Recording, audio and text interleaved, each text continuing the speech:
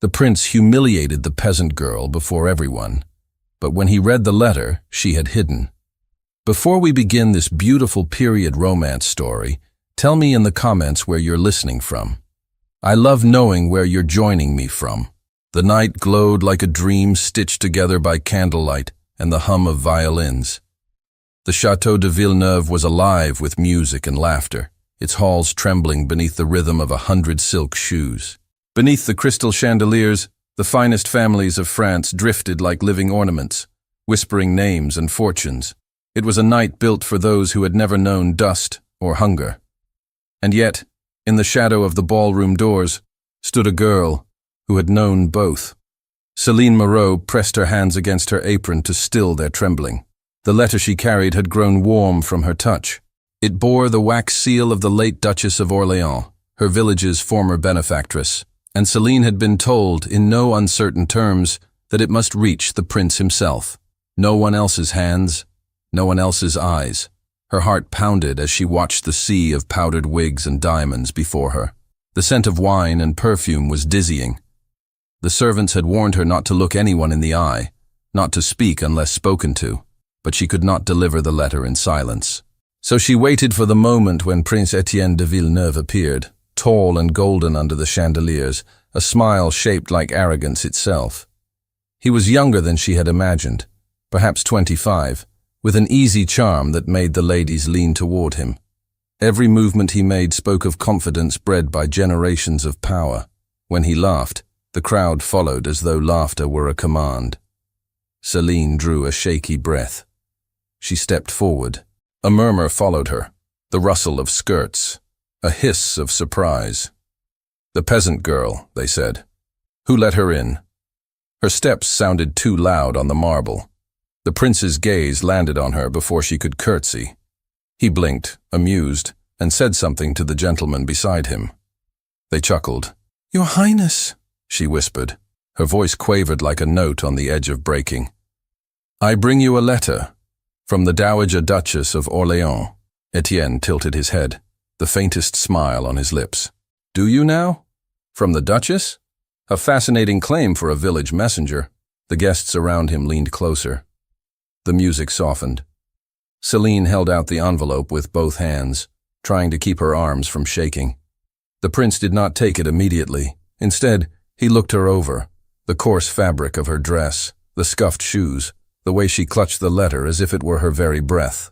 "Tell me," he said lightly, "did you find this letter under a rock, or did the Duchess send all her messages through the fields these days?" A ripple of laughter spread through the group. Céline felt her face grow hot. She tried again, her voice small.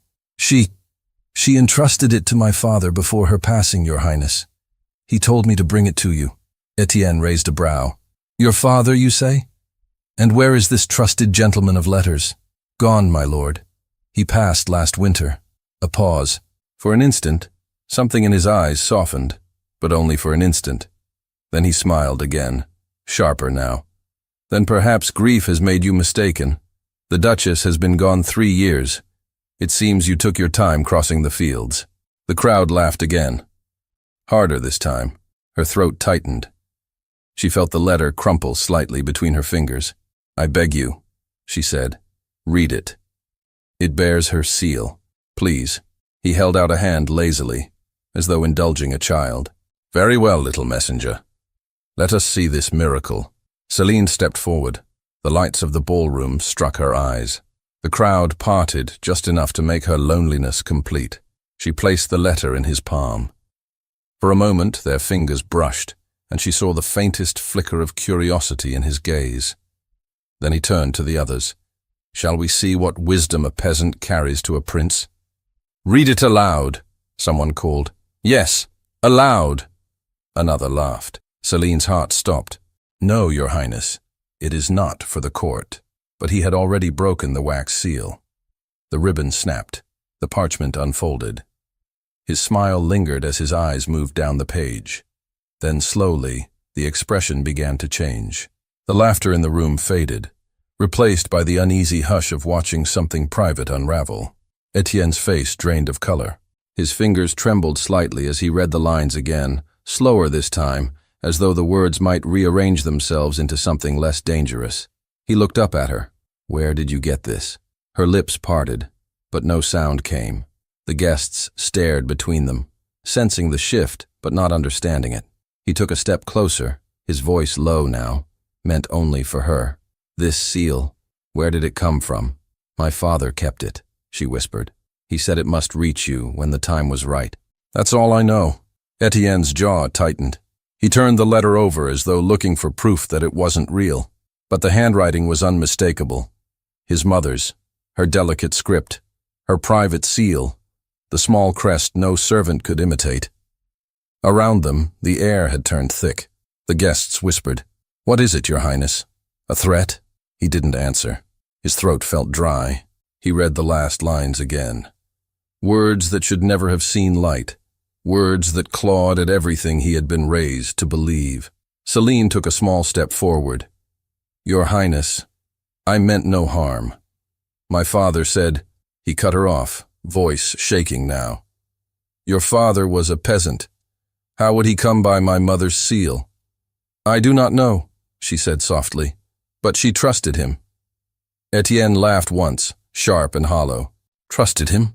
A woman of the crown, trusting a field hand? The tension broke into murmurs. A noblewoman near the front gasped, clutching her fan. Surely this is madness. Celine felt tears rising, but she forced her voice to hold.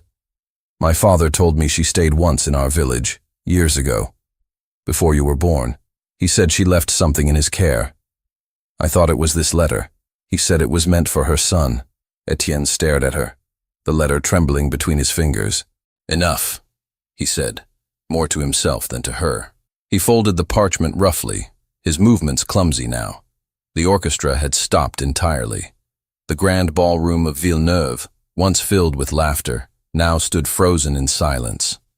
He looked around at the faces watching him, friends, rivals, courtiers hungry for scandal.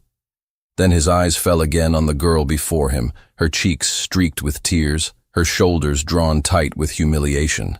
His chest burned with something he didn't yet recognize as guilt. "Leave," he said hoarsely.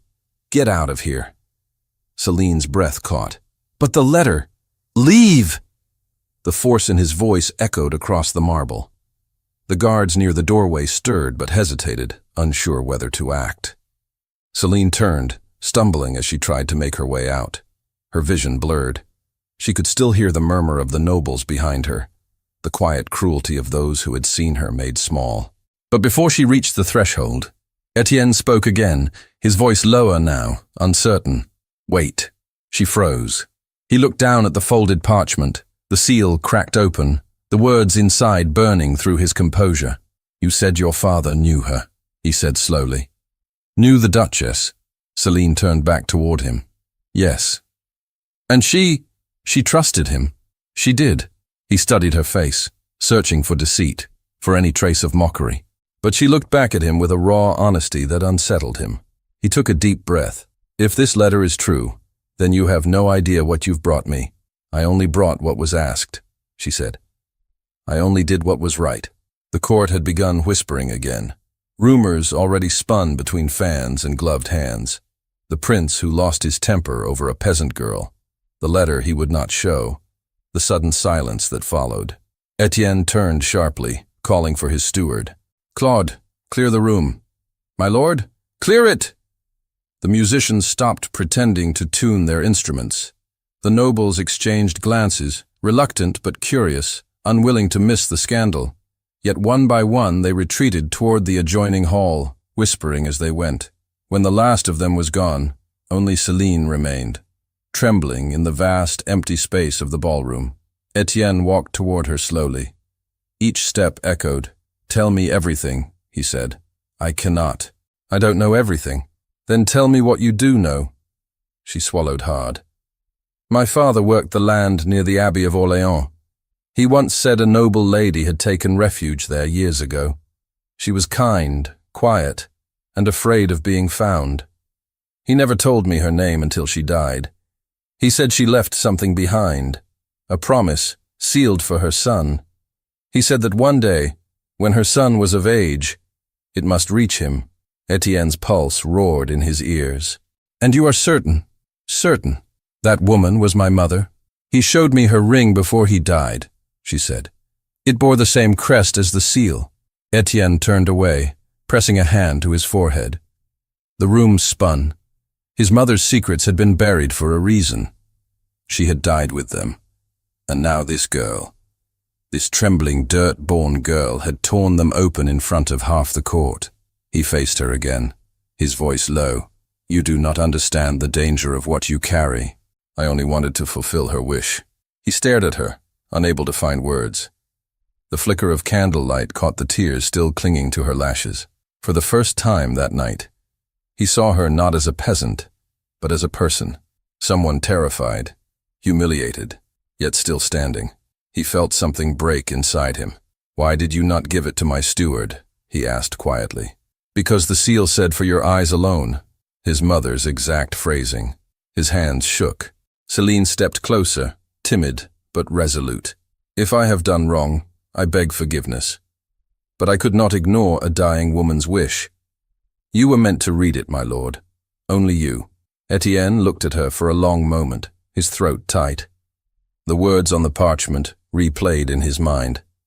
His mother's confession, her plea for the truth to remain hidden. The girl before him was not part of a scheme. She was part of that truth. The great doors creaked open behind them. The steward stepped inside, bowing hurriedly. "Your Highness, forgive the intrusion, but a royal messenger has arrived. He bears orders from Versailles. Urgent." Etienne did not move. His gaze was still locked on Celine. Claude cleared his throat. "The messenger insists, my lord. He asks to speak to you at once." Etienne's grip on the letter tightened until the parchment nearly tore. He whispered almost to himself, "Who gave you this?" Celine hesitated, confusion clouding her tear-streaked face. "My father, my lord." He said, before she could finish. The chamber doors burst fully open, the heavy sound of boots striking marble. A man in the livery of the royal household strode in, his voice cutting through the silence. "By order of His Majesty, Prince Etienne de Villeneuve is summoned to appear before the royal council immediately." The words hung in the air like thunder. The prince turned toward him slowly, his expression unreadable, the letter still trembling in his hand. Morning arrived pale and gray over Château de Villeneuve. The storm of whispers had already begun. Servants carried trays slower than usual, pausing to glance toward the prince's chambers, their curiosity barely hidden. The night's laughter had turned to rumor. By sunrise, the entire household spoke of the strange peasant girl, the torn seal, and the prince's sudden silence after reading her letter.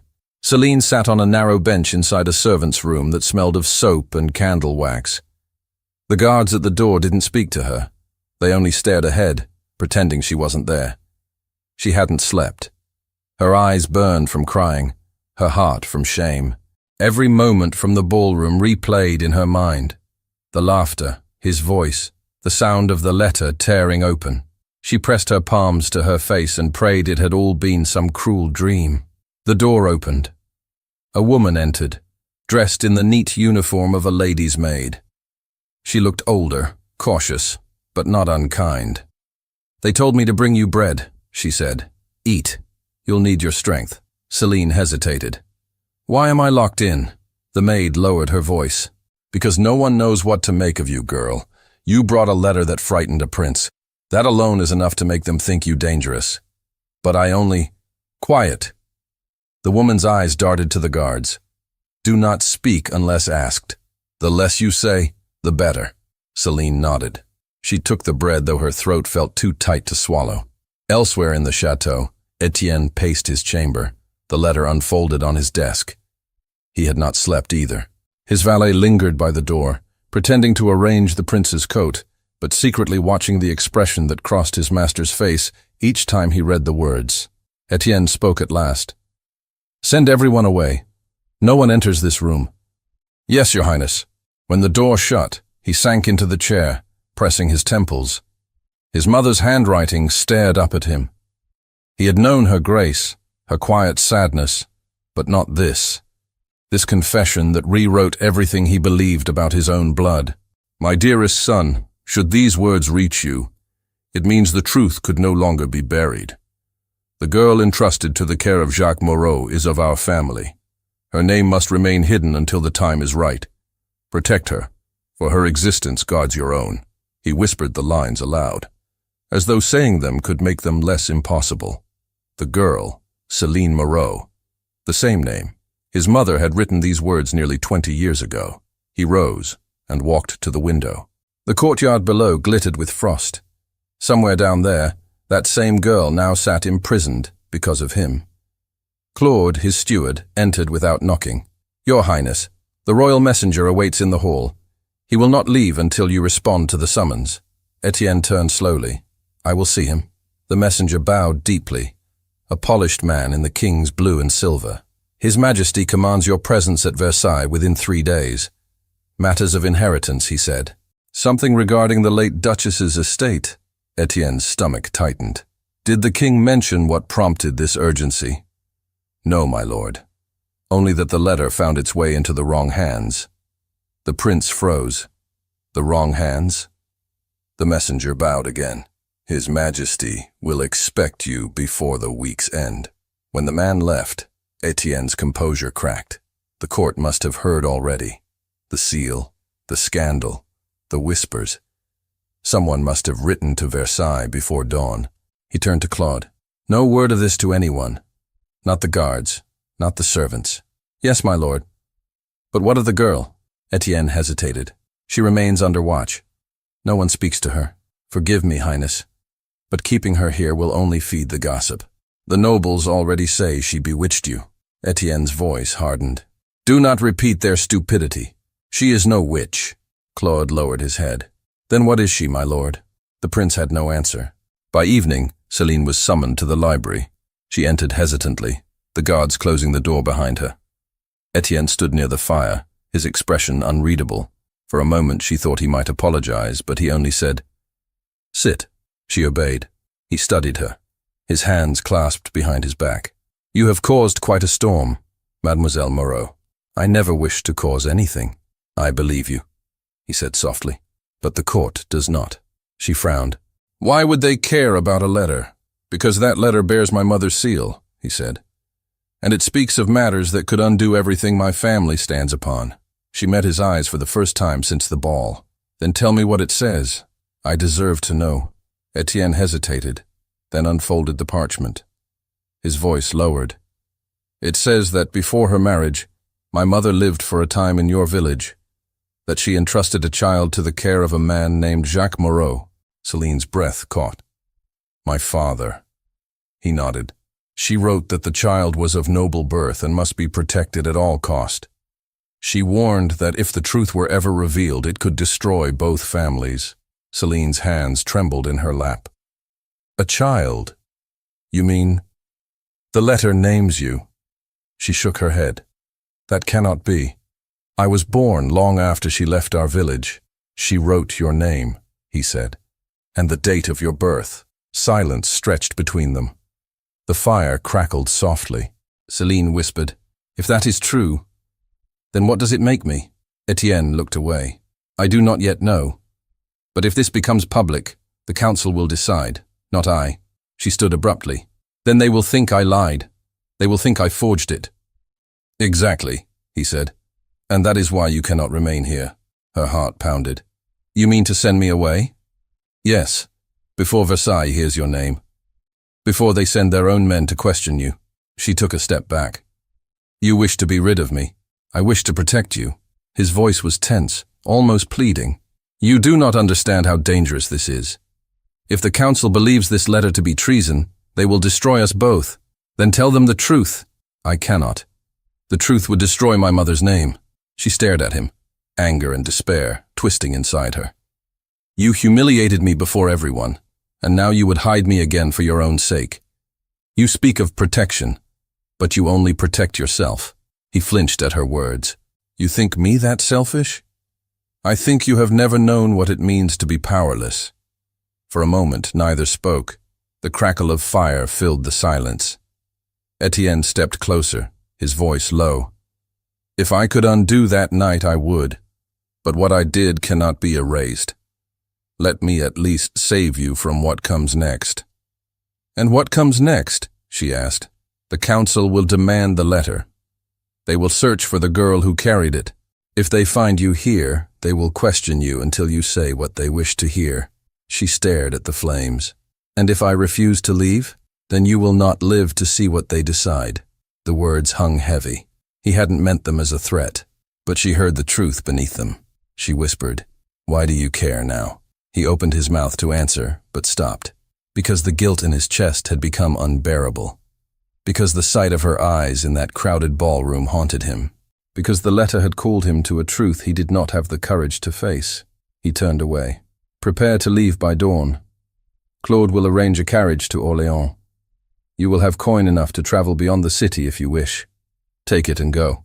Celine's throat burned. "You think distance will erase what your court saw? You think I will forget?" He looked at her, quiet now. "No, but perhaps someday you will forgive." When she left the room, he sank into the chair by the fire, the letter still in his hand. The flames licked at the parchment's edges, but he couldn't bring himself to burn it. Outside, Celine walked the dim corridor. The guards followed a few steps behind. She passed nobles who turned away, pretending not to know her. One whispered, "The prince's peasant." Another giggled. Celine's head stayed high, though her stomach twisted. In the servants' quarters, the same maid who had brought her bread waited with a bundle of clothes. "Here," she said. "Plain enough to pass unnoticed." Celine took them quietly. "Will you tell anyone?" The woman shook her head. "No, but be gone before the sun rises. They are already sharpening their tongues." She changed into the plain dress, the one she'd worn when she first arrived. Her reflection in the small mirror looked pale, thinner than she remembered, but her eyes were steady. At the first light of dawn, the carriage stood ready near the side gate. Claude waited beside it, his expression grim. "You must travel alone," he said. "The prince cannot be seen aiding you." Celine nodded. Tell him nothing." Claude hesitated. "He already carries enough regret, mademoiselle." She climbed into the carriage. The wheels creaked as it rolled down the cobbled path, past the frost-dusted fields, past the gilded gates that would forever separate her from that world. She did not look back. By noon, Etienne received word that the royal investigators had arrived from Versailles. They carried sealed orders and questions that chilled him to the bone. The rumor, they said, had reached the king's ear. A letter, a missing girl, a potential scandal involving the late Duchess. He answered carefully, concealing the truth. "The letter was a forgery," he said. "Its bearer has been dismissed." But one investigator, a lean man with sharp eyes, studied him too closely. "And where is this bearer now, Your Highness?"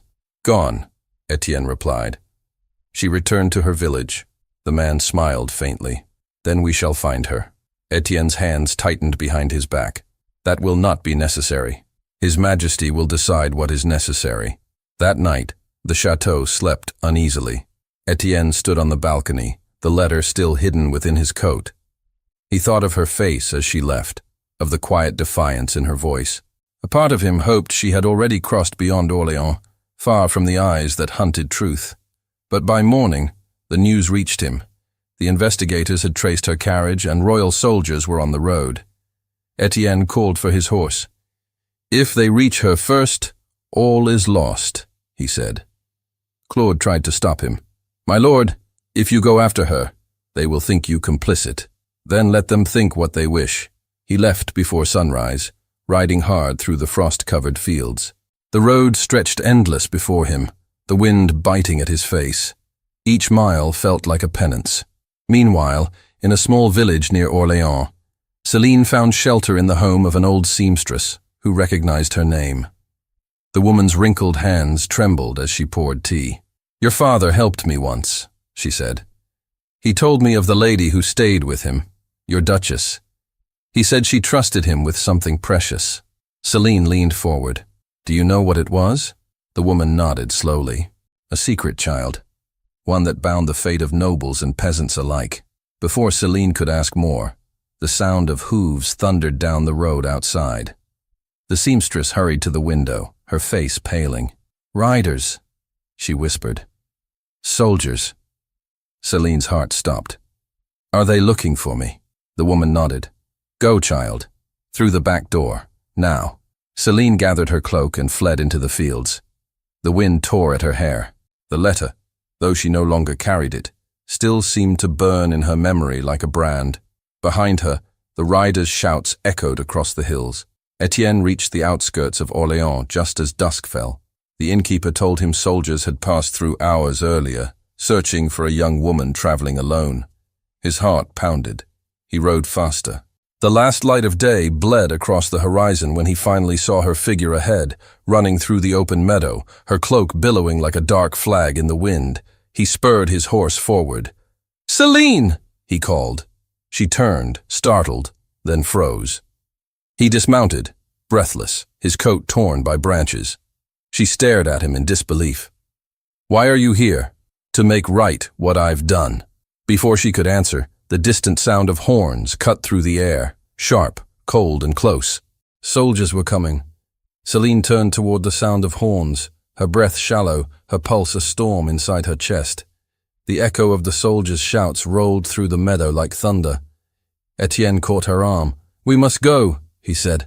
"Go where?" she cried. "They'll find us wherever we run. Trust me." His voice broke through her panic, steady and low. "There's a place nearby, an abbey, ruined, forgotten.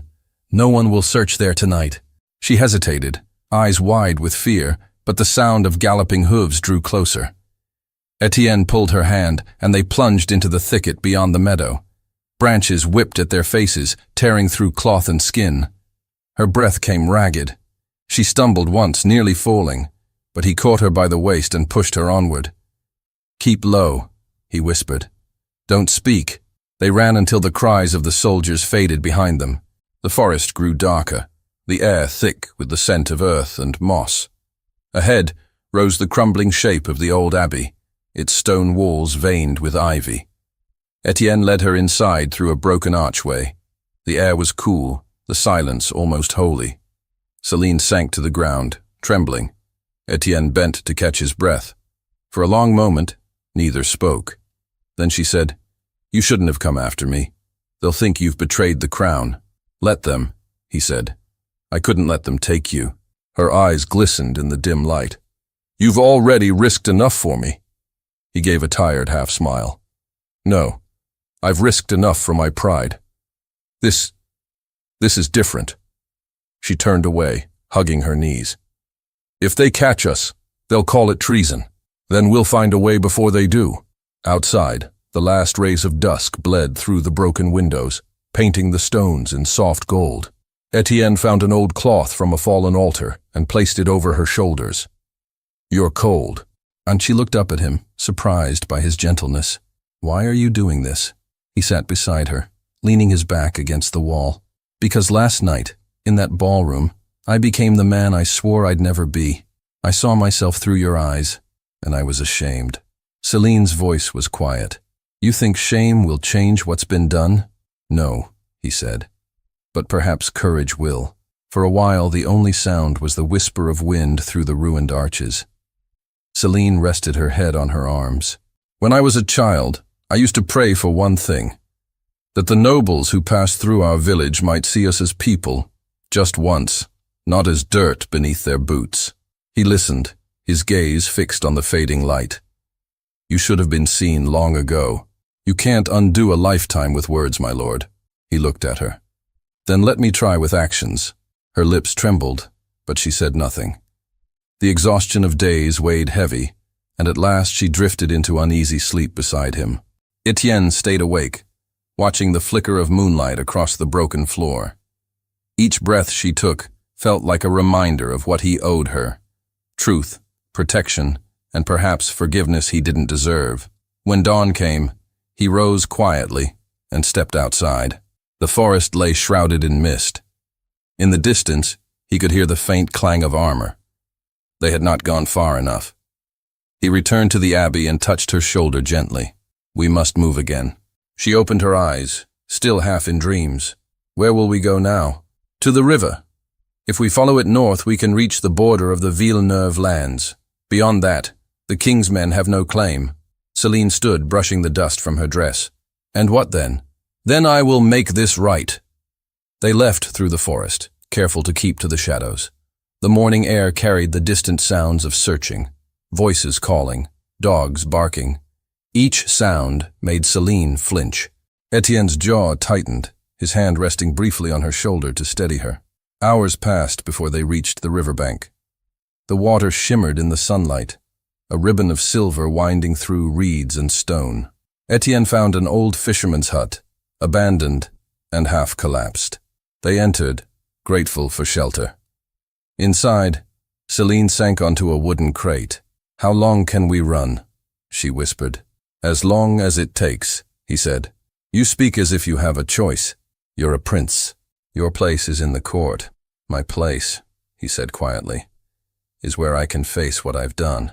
She looked at him, uncertain whether to believe him. "You can't hide forever. They'll come for you too." He crouched in front of her. "Then we'll face them together." Her eyes softened, but fear still lingered. "Why would you ruin yourself for me?" "Because the letter doesn't only threaten me, it reveals me. Everything I was built on was a lie. If my mother's words are true, your blood and mine are tied by something greater than class. I don't yet understand it, but I will not let them bury it again." Celine shook her head. "If what you say is true, then my father carried that burden alone. He must have feared this moment." Etienne's expression gentled. "He was a braver man than I've ever been." Outside, the river glimmered between trees. The sound of birds mixed with the faint echo of distant horns. They exchanged a glance. "They're close," she said.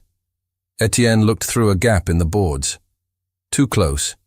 We'll have to leave the horses. Then how will we escape?" He turned back to her. "We won't run this time. We'll hide until nightfall, then head east toward the mountains." The hours crept by. Celine dozed in the corner while Etienne kept watch. His thoughts tangled between duty and remorse. He had once believed power made a man untouchable. Now, hunted and stripped of his title, he felt more human than ever. As evening fell, a sound broke the stillness. Boots crunching outside. Celine's eyes flew open. Etienne motioned for silence. They held their breath as voices murmured nearby. "The tracks lead here," one soldier said. Another replied, "Check inside. The king wants them alive." Celine's heart slammed against her ribs. Etienne grabbed her hand and pulled her toward the back wall where the boards hung loose. He whispered, "Go when I say." The door creaked open. Dust drifted in with the light. The first soldier stepped through, his sword clinking against his belt. Etienne pushed the board aside. "Now!" They slipped through the gap, sliding down the slope behind the hut into the reeds by the river. The soldiers shouted, their footsteps pounding after them. Celine stumbled, catching herself on a root. Etienne lifted her by the arm. "Into the water!" The river was cold and fast. They waded in, the current dragging at their clothes. Celine gasped as the water rose to her waist. Etienne steadied her, his arm firm around her. "Hold on to me," he said. They moved against the current, hidden by the rush of water and reeds. Behind them, the soldiers searched the riverbank, their torches flickering. One called out, "They've gone downstream." Etienne pulled Celine toward the far shore, breathless and soaked. When they reached the bank, they collapsed onto the grass, shivering. Celine laughed weakly through her exhaustion. "If the Duchess could see you now." He smiled faintly. "She'd say it's about time I learned humility." For the first time, she smiled back. It was small, uncertain, but real. They found shelter in a hollow beneath an old oak. Etienne lit a small fire, careful to shield the smoke. Celine sat close to the warmth, her wet dress steaming slightly. He glanced at her, his expression softer than it had ever been. "You're freezing." "I'll survive," she said. "I've lived through worse winters. You shouldn't have to survive like this," he said quietly. "Not anymore." She looked at him across the flickering fire. "You still think you can change the world with promises?" "No," he said, "only with truth." She was silent for a moment. "And what is that truth, Your Highness?" He hesitated. "That I no longer care for the crown if it means living in lies." Her breath caught. "You would give it up?" "For what I once mocked," he said. "For honesty, for dignity, for what you have And I never did. The firelight danced across his face, revealing a gentleness that unsettled her. She turned away, whispering, "You speak like a man who's already lost everything." "Perhaps I have," he said, "but for the first time, it feels right." The night deepened. Outside, the forest stirred with distant sounds. An owl, a gust of wind, the faint crackle of branches. They sat in silence, the fire between them shrinking to embers. When Celine finally spoke, her voice was small. "Do you think your mother meant for us to meet?" Etienne looked up. "I don't know, but she wrote that our fates were bound. Perhaps this is what she meant." Celine drew her cloak tighter. "Bound by pain, maybe. Bound by truth," he said. She met his gaze.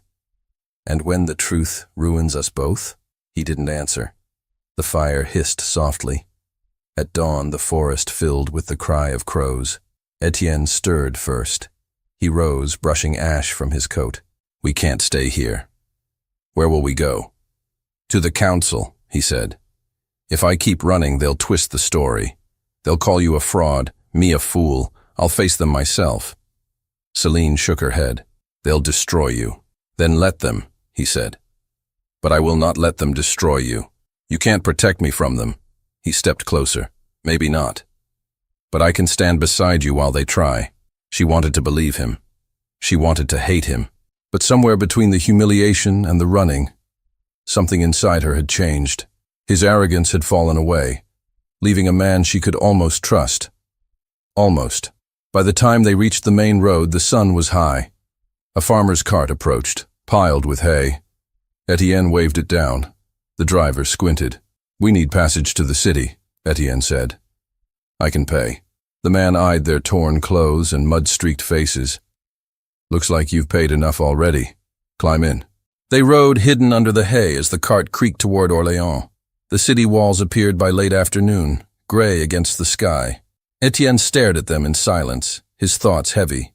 Celine touched his arm. "What will you say to them?" "The truth," he said simply. "All of it. And if they don't believe you," he gave a faint smile, "then I will have nothing left to lose." When the cart stopped, they climbed down quietly. The air buzzed with the noise of the market, the smell of bread and smoke. Etienne pulled his hood low, leading her through narrow streets until they reached the gates of the magistrate's hall. Celine stopped. "This is madness." "Perhaps," he said, "but it's the only way to end it." Before she could argue, he pushed the heavy doors open. The marble hall inside shimmered with candlelight. Guards turned at once, startled by the sight of the prince in such disarray. "I must speak to the royal council," Etienne said firmly. "At once." The guards exchanged uneasy glances, then hurried to obey. Celine stood frozen at the entrance, her heart thudding. She wanted to run, to disappear into the crowd outside, but she couldn't leave him now. Moments later, the chamber doors opened. A dozen noblemen sat in judgment, their expressions a mix of curiosity and disdain. Etienne stepped forward, pulling the letter from his coat. "Your Highness," one counselor said coldly, "you were ordered to present yourself at Versailles, not here." "I bring what Versailles seeks," he replied. "The letter and the truth behind it." The room stirred. Celine watched as he laid the letter upon the table, his voice clear and unwavering. "This document is no forgery. It bears my mother's seal. It speaks of a child she placed under protection, this woman standing behind me." Gasps rippled through the chamber. "She is of noble blood," Etienne continued, "and I will not see her name dragged through the mud for my own salvation." The councillors erupted in murmurs. One demanded, "Are you confessing to treason?" "I am confessing to cruelty," he said, "and to the truth." The head councillor rose, his face pale with shock. "Then both of you will answer before the king himself." Etienne looked back at Celine. "So be it." The guards moved forward, but he did not resist. Celine met his gaze across the hall. There was no fear in his eyes now, only resolve. Then, from outside the chamber, a shout echoed down the corridor. "By order of His Majesty, seize them both!" The guards surged forward, their boots striking the marble floor like thunder. Celine froze as the echo filled the council chamber. Etienne stepped in front of her instinctively, his arm outstretched. "Stand down," he said, his voice steady. "No one will touch her." The head counselor slammed his hand against the table. "You forget your place, Your Highness. You stand accused of concealing royal correspondence and harboring a false noblewoman. His Majesty's orders are clear." Etienne faced the guards, his tone cold. "If you obey your king, then you will also hear him. I am still Prince of Villeneuve until he strips me of that name, and I will deliver my own defense before any man dares to seize her." The soldiers hesitated. The room filled with murmurs. Finally, one guard lowered his sword. "The council may deliberate, my lord, but if the king's decree stands, both of you must appear in Versailles by week's end." "Then I shall go," Etienne said, "freely. But she remains under my protection until then." The head counselor's lips tightened. "You are gambling your crown on a peasant girl." Etienne met his stare. Perhaps it was never mine to keep. He turned to Céline, his voice softening. "Come." The guards allowed them to leave under escort. Outside, the courtyard air smelled of rain and dust. The sky hung low, heavy with clouds. Céline walked beside him in silence, her hands clasped to keep them from trembling. Once inside the carriage, she finally spoke. "You shouldn't have defied them. They'll take everything from you." "They already have," he said quietly. "All that's left is the truth." She looked out the window, the city passing in blurred shades of gray. "You don't understand how power works, do you? They'll twist your words until they hang you by them." He smiled faintly. "Then let them. A crown built on lies isn't worth wearing." The carriage rattled over cobblestones. Neither spoke again until they reached the edge of the city. There, Etienne ordered the driver to take the road south, not to Versailles, but to the abbey ruins where they had first hidden. When they arrived, the place seemed smaller than before, lonelier. Rain began to fall, pattering against the stones. Etienne dismissed the driver, promising to send for him the next morning. Céline stood beneath the archway, her cloak drawn close. "You brought me back here?" "It's the only place untouched by their reach," he said. "For tonight, at least." Inside, he lit a small lantern. The flickering light cast long shadows on the crumbling walls. Céline sat on the same stone bench as before. "Why didn't you let them take me?" she asked. "It would have saved you." "Because I don't want saving," he replied. "Not if it means turning my back again." She studied him. The arrogance she'd once despised was gone. His eyes were tired, but calm. "What do you plan to do?" "I will face the king," he said. "But before that, I must tell you what the letter truly revealed." Céline's heart beat faster. "You said enough already. That it named me. That it spoke of your mother." "There was more," he interrupted softly. "It said the child she entrusted to Jacques Moreau was not a secret heir or threat to my name. It said that child carried the blood of a man she loved before she was forced into marriage. She wrote that she had failed him, and that her son, me, must protect the child she left behind." Céline's breath caught.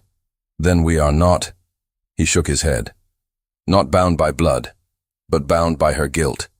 She loved your father once, before duty claimed her." Céline's eyes filled with tears. "My father never told me. He always said there were things I would not understand." Etienne lowered his voice. He must have known the danger. If the world learned that a prince's mother once loved a common man, it would have destroyed her reputation, and mine. That's why he hid you. That's why the letter had to reach me when it did." Céline pressed her hands to her face. "All of this, because of love, long buried." "Yes," he said, "and because I was too blind to see what it cost others." The rain grew heavier, the sound echoing through the roofless nave. Etienne sat beside her, his hands folded. "When I first saw you, I saw only what I was taught to see: class, birth, distance. I thought myself above you. You humiliated me," she whispered. "I did," he said simply, "and I will never forget it." Silence stretched between them. Then he turned toward her. "But that night changed me. You stood there trembling, and still you tried to speak truth to power. I have not known such courage in my court or my bloodline." Céline looked at him, the lantern light flickering across his face. "Courage is easy when you have nothing to lose." "You're wrong," he said gently. "It's hardest then." Her lips trembled. "What happens now?" "The council won't forgive you." "I don't seek forgiveness," he said. "Only justice. For you. For my mother. For the truth she carried in shame." Celine turned away, her thoughts spinning. "And if the king refuses to hear it, then I will speak louder," he said. She almost smiled. "You sound like a fool." "I am," he admitted, "but a fool with purpose." For a long while they listened to the rain. Then quietly she said, "My father used to tell me the truth has no crown. It bows to no man." Etienne's eyes softened. He was right. The rain slowed, fading to a mist. Celine rose and walked toward the open archway. The sky beyond was clearing, a few stars flickering through. "When I was locked in your servant's chamber, I hated you," she said. "I swore I'd never forgive what you did. I wouldn't have blamed you. But now," she continued, "I see something different. You're still proud, still reckless. But you're trying." He approached her slowly. "Will you forgive me then?" She hesitated. "Not yet, but perhaps someday." He nodded, accepting it. "Then that is enough for me." They stood together beneath the ruined arch, watching the clouds drift apart. The moonlight spilled across the stones, pale and silent. For the first time since the ball, there was no laughter, no cruelty, no audience. Only the quiet understanding that they were both captives of a world built on pretense. The next morning, they set out for Versailles. The journey was long, and neither spoke much. When they stopped at a small inn for the night, Etienne paid the keeper with the last of his gold. "We'll need a carriage to the capital," he told her. The innkeeper glanced between them curiously but asked no questions. Celine watched Etienne's movements, precise, deliberate, the gestures of a man who knew each step might be his last as a prince. That night, she couldn't sleep. She sat by the window, the moonlight tracing patterns across the floor. Etienne stirred awake and saw her silhouette. "You should rest," he said softly. "I can't." He rose and joined her at the window. "What troubles you?" "The world," she murmured. "What it will do to you for standing beside me." He smiled faintly. "Let it try." "Why do you keep saying that?" she asked. "As if pride could shield you." "It isn't pride," he said. "It's peace. I've made my choice." Celine looked at him, searching for fear in his face. There was none.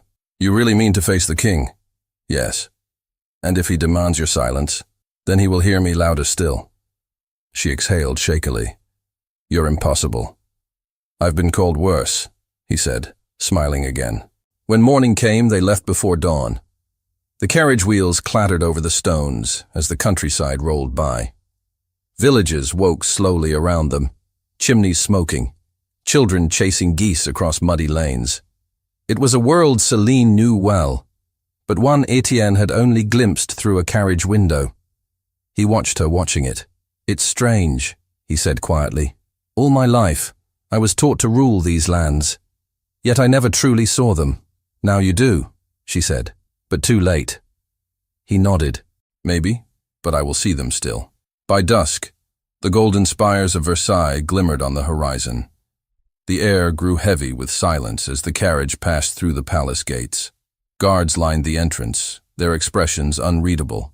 Inside, the great hall stretched before them, a glittering sea of mirrors and light. The king's advisors waited at the far end. When Etienne stepped forward, the whispers began at once. Celine followed a few paces behind, her heart pounding. The king's voice echoed across the chamber. "Etienne de Villeneuve, you stand accused of defying royal summons, withholding correspondence of the crown, and protecting a false noblewoman. What have you to say for yourself?" Etienne bowed. "Only that the woman you call false has more nobility than the titles around this room." A murmur rippled through the assembly. The king's eyes narrowed. "You test my patience." "I seek only the truth," Etienne said. "This letter, written by my mother, reveals a secret that should not have been hidden. The girl, Celine Moreau, is not an enemy to the crown, but the daughter of the man my mother loved, before duty tore them apart." Gasps filled the room. The king leaned forward. You claim the late Duchess broke her vows. I claim she was human, Etienne said, and that her honor lies not in silence, but in truth. The court erupted in whispers. Céline felt every gaze pierce through her, yet Etienne did not flinch. The king rose slowly. You understand what your words imply? That you defend a scandal that could stain your name forever? I understand, Etienne said, and I accept it. The king studied him for a long moment, then turned his gaze toward Céline. Step forward, girl. Céline's legs felt weak, but she obeyed. You delivered this letter, the king said. Do you confirm its contents? Yes, your majesty. Her voice trembled, but she forced it steady. My father kept it safe until his death. He told me it must reach the prince, no matter the cost. The king's expression softened slightly. And what is it you seek now? Nothing, she said quietly. Only that the truth be known. Silence fell. The court waited for the king's judgment. Finally he spoke. The sins of the dead cannot condemn the living. The Duchess is gone. Her memory will remain untouched. But her son, he looked at Etienne. You have risked everything for honesty. Perhaps that is worth more than the crown you wear. Etienne bowed his head. I ask for no mercy, only that she be free. The king nodded once. Then so she shall. And you, Prince of Villeneuve, will keep your title, for now. But your court will watch you closely. Pray your conscience does not undo you again. The words struck like both punishment and pardon.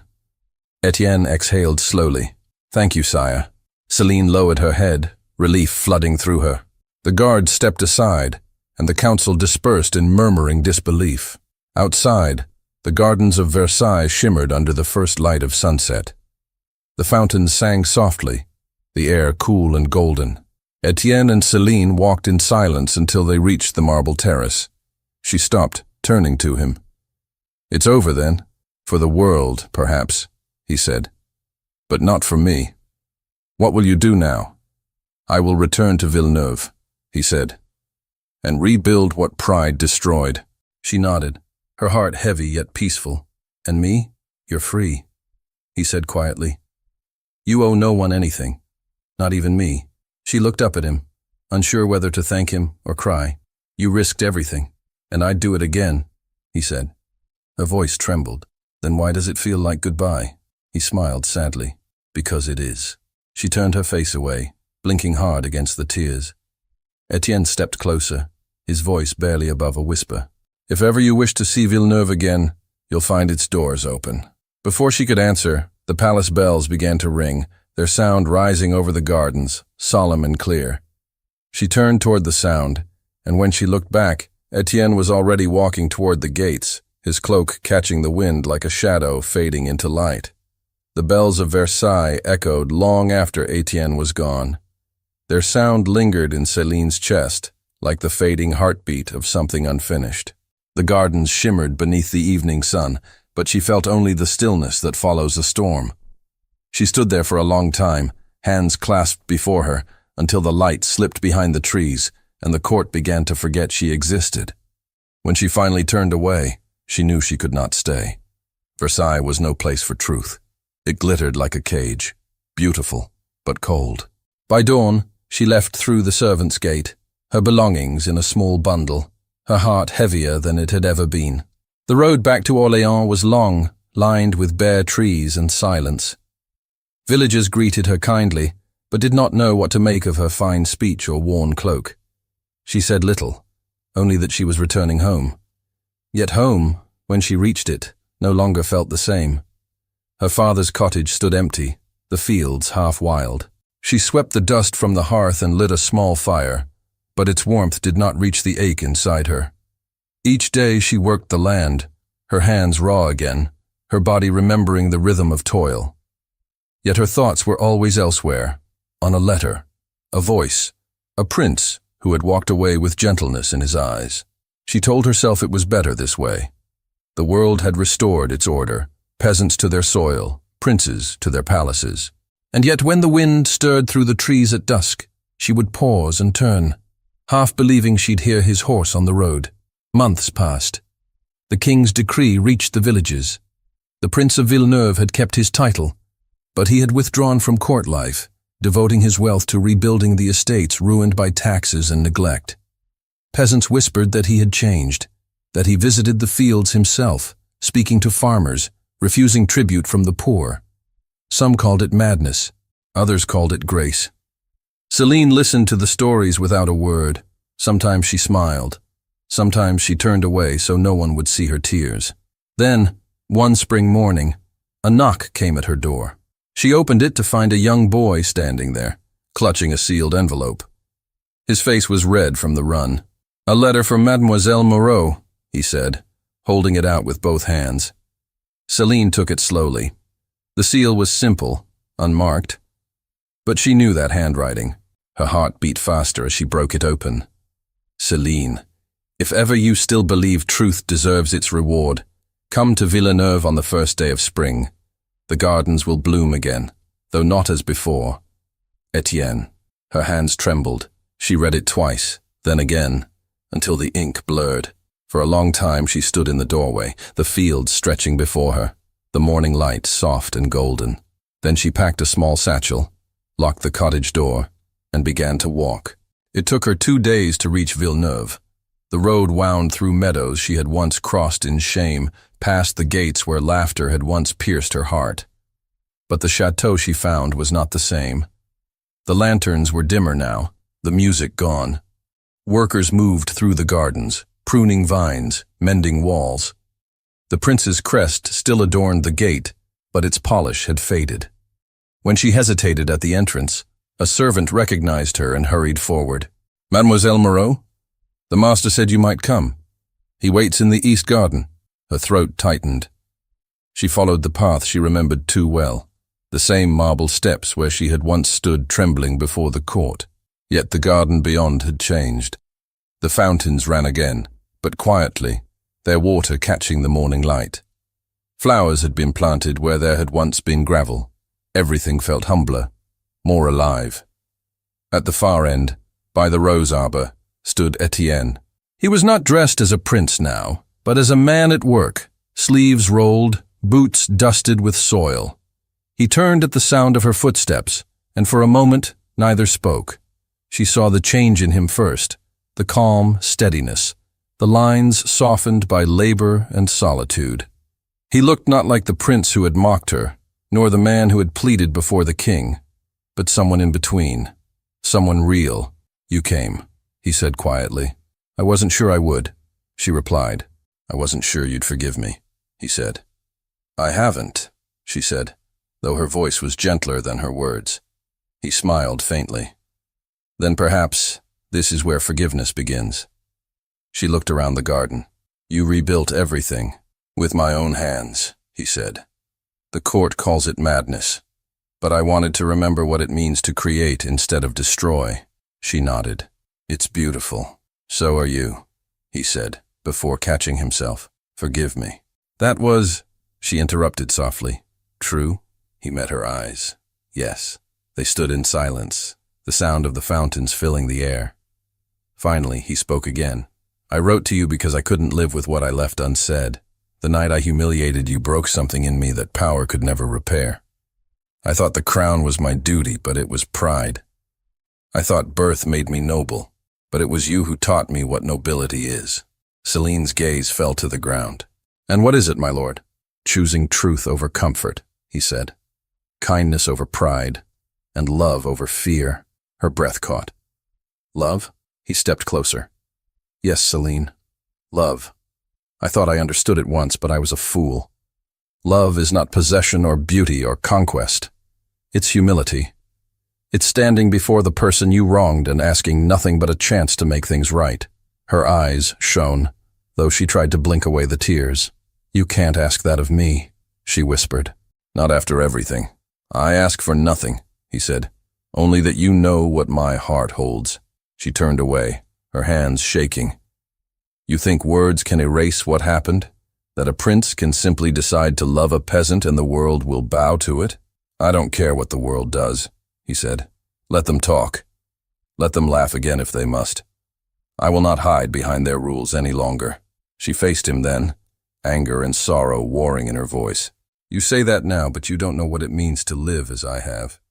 to be looked down upon, to be invisible. He stepped forward, his voice low and steady. Then teach me. Let me see the world through your eyes, even if it humbles me 1,000 times over. Let me earn the right to stand beside you, not above you. Her tears fell then, quiet and unchecked. You don't know what you're asking. I do, he said. I've lived without you, and I know the emptiness of it. I've seen what power becomes when it serves only itself. If I must give up my title, I will. If I must lose the chateau, I will. But don't ask me to live without the one thing that has made me human again. She shook her head, unable to speak. Etienne reached into his coat and drew out a small ring, simple gold, worn with age. It was my mother's, he said softly. She wrote in her letter that it should belong to the one who taught her son compassion. I believe that person is you. Celine stared at the ring, her breath trembling. I can't. You can, he said, because love is not the gift of the rich or the right of the titled. It's the courage to choose someone despite the world. She hesitated, tears shining on her cheeks. And what if I choose wrong? He smiled faintly. Then we'll be wrong together. The wind stirred through the roses, carrying the scent of new blooms. Somewhere a bird sang, quick and bright. Celine looked at him for a long time, and in his eyes she saw not the prince who had mocked her, but the man who had knelt in the mud, who had risked his crown for her name. She reached out, her hand trembling, and touched his cheek. You've changed, she whispered. I had to, he said. You showed me who I was. Her voice was barely a breath. And who are you now? He covered her hand with his. Yours, if you'll have me. The moment hung between them, fragile, luminous. Then she nodded once, her lips trembling into a smile. Then I suppose the answer is yes.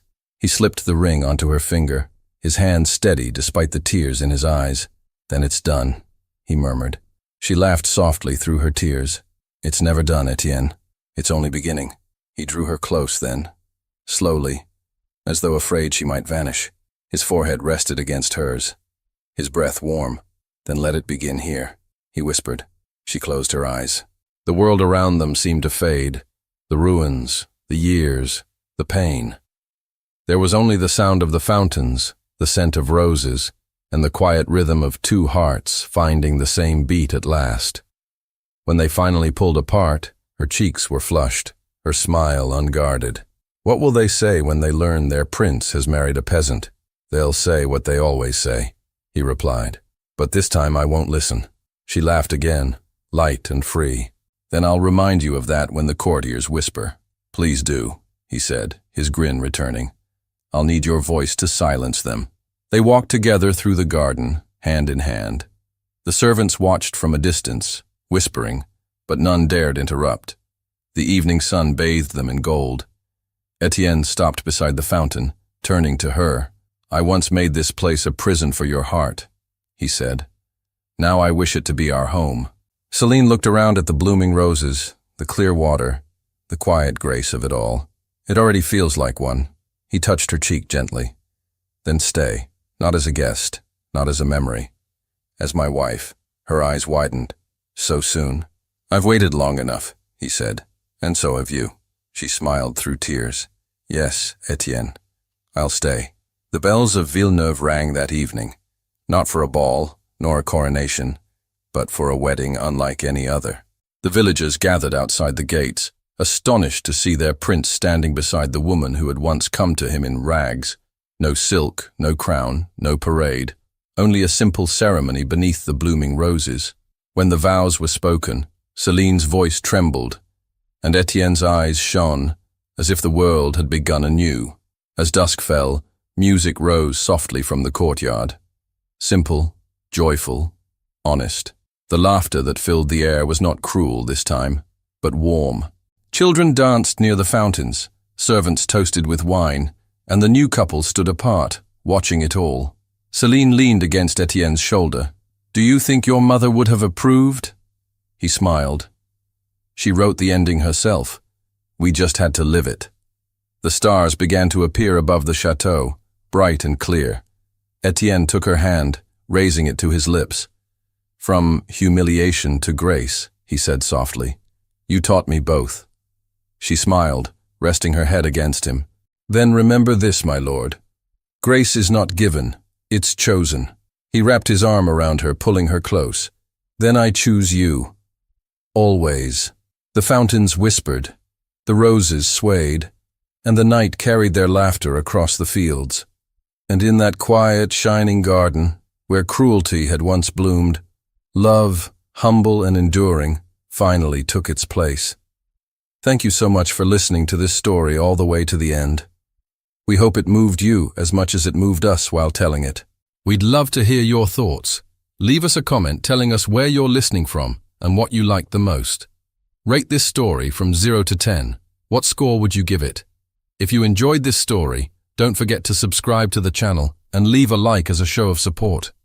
That really motivates us to keep creating and sharing more stories full of emotion and life lessons. And before we go, we want to remind you that an exciting and heartwarming story recommendation will appear on the final screen. If you'd like to enjoy it, just click on the video. Thank you once again for being here, and we'll see you in the next story.